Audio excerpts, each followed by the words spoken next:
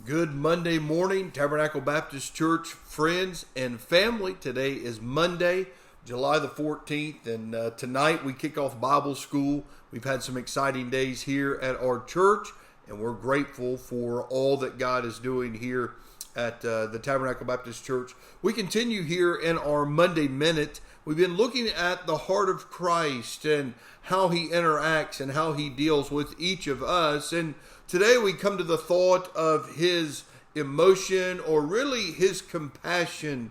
When you think about the Lord and you think of his care and concern for the details of our life, and we look at the New Testament, especially in the gospel records, and we see how he related to people. Although he was God, he was robed in human flesh, and you see those emotions play out. I want to take you to a familiar text, the Gospel of John, chapter number 11. And you'll know the story. Martha and Mary are there. Their brother Lazarus has died, and no doubt they're filled with emotions. And these are personal friends, not really personal friends, close friends of Jesus. And we get our reading in verse 32 of the text. It says, "Then when Mary was come where Jesus was and saw him, she fell down at his feet, saying unto him, Lord, if thou hadst been here, my brother had not died." Can you feel the emotion, no doubt, in Mary's voice? And I'm sure she's filled with sorrow. Verse 33, "When Jesus therefore saw her weeping, and the Jews also weeping which came with her, he groaned in his spirit and was troubled." And notice how he responds to their emotions, that he feels what they feel. Verse 34, "And said, Where have ye laid him? They said unto him, Lord, come and see." John 11:35, Jesus wept. He's moved with compassion. You see his emotion here.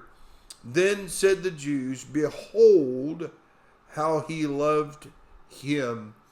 The thing I wanted to remind us of today is the heart of Christ. He is compassionate.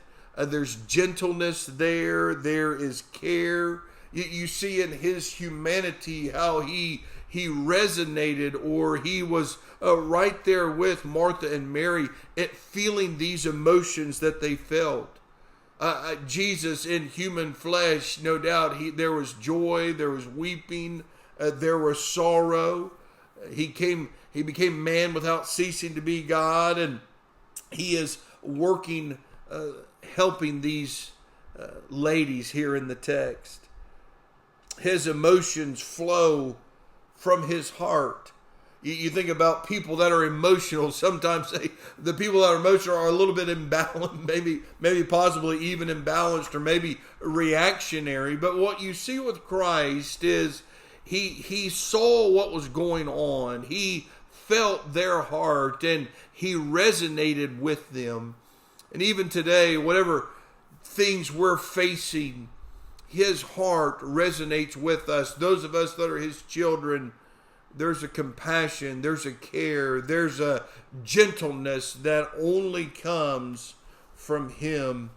You even see in the New Testament, in the Gospel of Matthew chapter number 20, verses 30 and 31, those blind men, and they're crying out, Jesus, have mercy on us. And the crowd was telling those blind men to be quiet, yet Jesus saw their need. Jesus heard their cry. Jesus responded.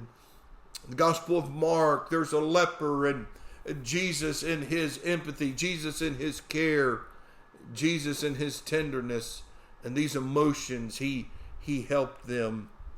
What you see here is we're reminded of his perfect, unfiltered compassion. The other thing you see in John 11 is Jesus' power over death. We're told in Isaiah 53 verses 4 and 5 that he carries our sin and our sorrow, that in our grief, he understands those emotions. He understands what we feel.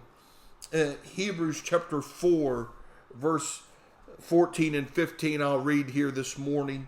"Seeing then that we have a great high priest that has passed into the heaven, Jesus, the Son of God. Let us hold fast our profession, for we have not an high priest which cannot be touched with the feeling of our infirmities, was in all points tempted like we are, yet without sin. Let us therefore come boldly unto the throne of grace, that we may obtain mercy and find grace to help in time of need. I want to remind you this morning that we have a very compassionate, loving Savior. And He grieves, He cares, He desires to abide with us, to walk with us, to help us day by day. I hope this week you'll look to Him, whatever you're facing, whatever you're dealing with. I pray that the Lord will help you. We're looking forward to a blessed week ahead.